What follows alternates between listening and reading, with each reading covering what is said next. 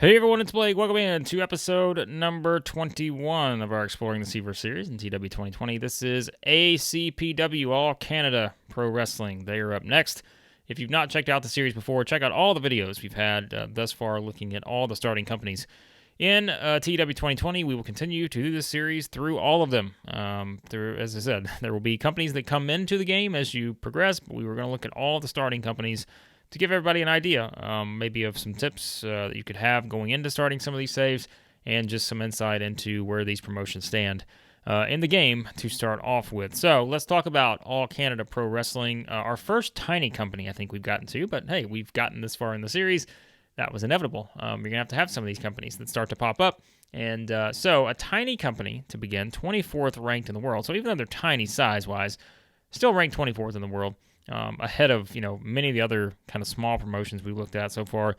$25,000 to work with, that's not a lot of money, but 52% momentum, some nice momentum here for ACPW, 28% prestige, and now if we look at the size, you do start off as 30 in Quebec, and to achieve 35 popularity, you just have to get to 35, to get to small, you just have to get to 35 popularity in Quebec, so that's not that far of a place to go. So you at least got that to start with, knowing that you're probably getting close to that point of hitting small.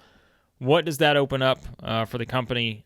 So that's maybe kind of one of those where it's not as intimidating as some of these others we looked at when you have these really just long paths to get to the next size. You can do it pretty quickly with ACPW if you put on the right shows and grow your company there with some good ratings. So, that's something that you can at least look at. All right, let's talk about it. The company itself, based out of Montreal, again, sort of the model for a successful small independent company, formed all the way back in 2009, so they've really hung on here through all the iterations of TEW. Now, what's interesting, focusing on smaller athletes, so utilizing that weight limit of 230 pounds. So, do you lean into that? Do you change it? Do you start letting other people come in that are over 230 pounds? That's your decision. But that's something that this company has put in place. So that could be kind of a nice rule to have to start off with. Kind of having the exciting matches. This is really a work rate type promotion. From that standpoint, meaning you're not going to have the over the top storylines and all that stuff. And we'll get to the product in a second. But it really is just kind of all about wrestling. But, I've allowed more of that showmanship and humor into it, as it says here. So, plus you have the integrating, of the male and female competitors. So, women's wrestling is integrated into this one, and we'll talk about that in a second in terms of a very unique sort of setup to start off with here with one of the championships. But, so that's ACPW in a nutshell as we start off here. It feels like to me kind of a pick-up-and-play promotion as you'll look at, which is, again, really not really focused on storylines or any of that kind of stuff. It's just a lot of match-based type stuff. And that leads us into the product where it is junior heavyweight action is the name of the style, fast and furious, the core product. So speak for itself, right? You're not going to be driving cars, but you are going to be, all about action here. And that's really kind of what it's about. But as it says, you can kind of focus on some character work here too if you want to. So it's blending all that together, but it really is action. I think the word that is the main one here for All Canada Pro Wrestling for sure. As we said, the women's wrestling is integrated. You have 3-ring circus as the match focus, which as always, we look at that, and that is going to be just about kind of averaging the main event and the 2 highest rated matches elsewhere. So that's kind of your formula on that. Could have more injuries just because it is action, and it's very fast paced. So, you're going to have more injury risk probably just given the high impact moves and those kind of things. So that's something to keep in mind. As you're structuring your roster, you don't have any face heel divide. So, you don't have to worry about that. So that's one of the pick up and play aspect probably of the company. You're going to expect kind of clean finishes. So fans don't want cheap or tainted endings. The way they want matches with a clean finish. And important matches are going to have to be long. So that's something to keep in mind too. And as we said, when you think about the physical intensity part of it, that's worth noting. You can still have some room for angles. So it's not, even though it's really based around the matches, angles are still something you can have, but they're going to be there basically just to push, what you have for the show and not really the sports entertainment type style. Because again, it says their angles need to be short, so you have to keep that in mind too. Steal the show, no surprise. That needs to be a match aim there for one of your things on that. But really everything else kind of by the book here for what you would expect for a company that's really based more on the in-ring product than anything else. So there is the product for ACPW, and now to the events we go. You don't have any match graphics, which I realize not every team or not every company can have it, but that's fine. It's a tiny company. We don't expect that, but you can go make some yourself. You can go find some maybe elsewhere. I'm sure there's someone out there that has made some ACPW graphics, but normal really event schedule here. I mean, really, there's not a lot of notes. I mean, you've got an event every month. You can maybe lean into some of these and decide if you want to have some theme type shows. ACPW Classic Wrestling Showcase, that's your off-air TV show. So you do at least have a logo to work with if you can get your TV show back on the air at some point. So not really anything of note here on the events for this company. Your tag team, your champions, and we'll get to the tag team champions in a second. So your junior heavyweight is your top title. Mario Da Silva, we'll talk about him. He's kind of one of the cornerstones of the roster right now.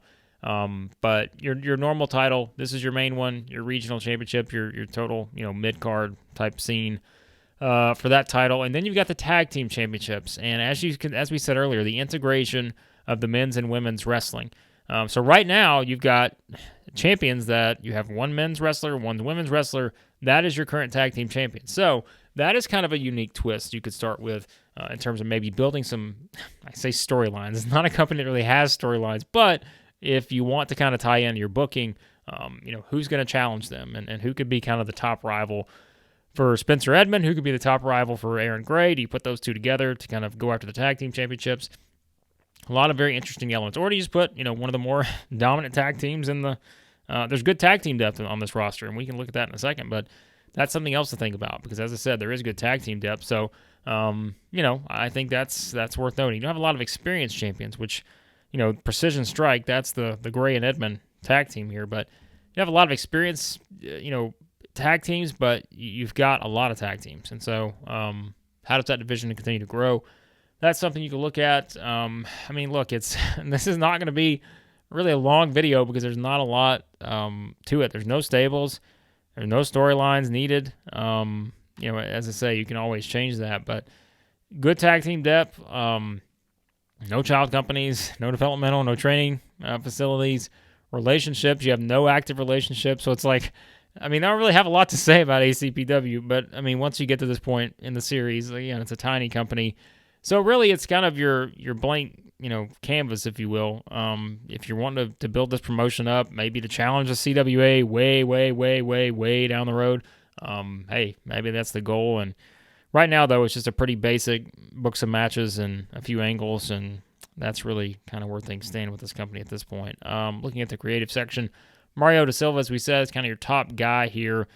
Good skills, a lot of green, got some light blue. It's always nice to have. Good popularity, so you're probably leaning on him as the current top champion. So could definitely use him with his charisma and microphone work, too. That could be really important for the angles you do have, which won't be a lot, but that's something of noting. Mimic here, 32 years old, a ton of great stats. So someone else you could use stat-wise, to kind of push the popularity. I think he will be a huge asset. And again, the problem is he's going to be in high demand, I would think. I haven't started to say with ACPW yet, but I would assume he's very in high demand right off the start, just given his stats. This is a pretty tremendous stat-based guy here, a lot of those. So he's kind of one of your players there at the top. And, look at Grim Quibble here, someone else that's got a pretty good foundation of stats. Kenny Calloway, 35 years old, sort of more, it seems like, just on the in-ring work here, but that's what this company's about. The in-ring work is very good. Not a lot from an entertainment standpoint, but you don't need that in ACPW. So, just kind of is what it is. So, you've got a lot of, look, this whole roster to me, and I put this in my notes, like, a lot of intrigue for the other companies to steal these workers. Like, that's really what it's about for ACPW. So, if you've played with a small, tiny company before, that's just part of the business. And, you've probably got your own formula as to how you handle that each time, but everyone's different. So you just kind of know to expect that at this point. But you do have a pretty full group of next big things and hot prospects. So some of those are kind of, overlap with Simone Sentinel here and Americana Jr. But, you do got a pretty good group of on the overlap here of people you could build for. As I said, you can kind of look at the stats, go into those. But I mean, Americana Junior, I mean, this is another one. You look at the foundation of the in-ring work, and it's pretty remarkable for someone that's 23 years old. So that could be one of your future stars that you're building into, kind of polish them into a big-time worker, I think for sure. Someone I'd put there in that list. Sentinel, star quality, sex appeal, look at the stats. They're really good. And so, like we said, remember, you're integrating the women's roster. So how do you do that with these kind of workers? That can be a fun challenge to look at with these companies. So, yeah, I think this is a very interesting roster. I don't know how much is going to stay intact as you move forward, but you've got some good young talent. And I think that's always one of the aspects of playing as a smaller company. You have young talent you can build up because if you assume that some of your older talent that maybe has more skill gets taken away, then you turn your focus to the younger talent, and that's where you grow the size from there and really just kind of develop those workers. That can be a big focus. But that's kind of it for ACPW. I know when you're comparing them probably to a lot of other companies in the game, maybe not going to be one that necessarily stands out that much. But I did say earlier, I feel like it is a very pick up and play type promotion that doesn't really take a whole lot of background to get into. You don't have to jump into any starting storylines. You don't have a bunch of stables to work with. You've got a pretty basic starting point. Basically, just looking at the roster, you got quite a few workers on there. I mean, as we said, we talked about kind of looking at the age. You can filter it by that. The star quality.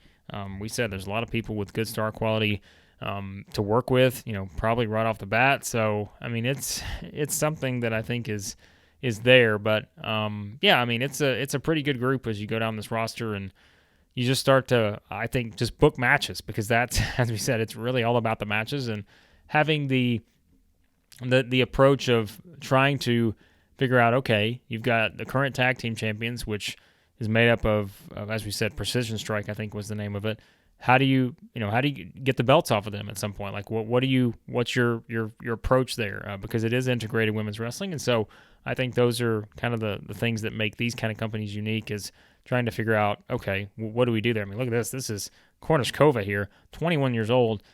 Look at the stats. So it's really about going through the roster with this company and seeing, man, there's a lot of young talent here, and I think just looking at it from this standpoint, obviously it does not have a big roster from a number standpoint, but when you go through it, as I'm scrolling through here, there's a lot of good young talent that has a pretty nice foundation in terms of what their ranges are for their skills. So yeah, I think there's some intrigue there, and look, maybe you want to go to Canada and turn ACPW into not just a successful independent company, but become the next version of All Canada Pro Wrestling and take on the big boys. It may take some time to do that, but maybe that's your goal, and look, you can at least pick up and play with a company like this. So there's some thoughts on ACPW. As always, if you played as this promotion, let us know in the comments what you've thought, how your save's gone, and anything else that may be helpful for other TEW players out there. Always, I just love reading your insight, because as I said, I've not started a save with all these companies, and I love getting you guys' feedback on some of these companies as I start to make my decision on what company I'm going to use to start my save here on the channel, which, as I said, we'll do at the end of this series. So, it's really fun to read your feedback. So I appreciate it as always. And be sure to like, share, subscribe, all that good stuff. And we will continue to go through these and check out all the other stuff on the channel, of course. The WWE series, the AEW and WCW ones, those have kind of been dormant for a little while, but I'm always intrigued by bringing them back. It's just getting it going and being able to do that. So, yeah, we will continue to do that as well. But on the next episode of our Exploring the CVerse series, we will go back to another women's promotion. We did that back on, I think it was part 16. We went to QAW. We go back the women's route here for the next one as we go to 5SSW.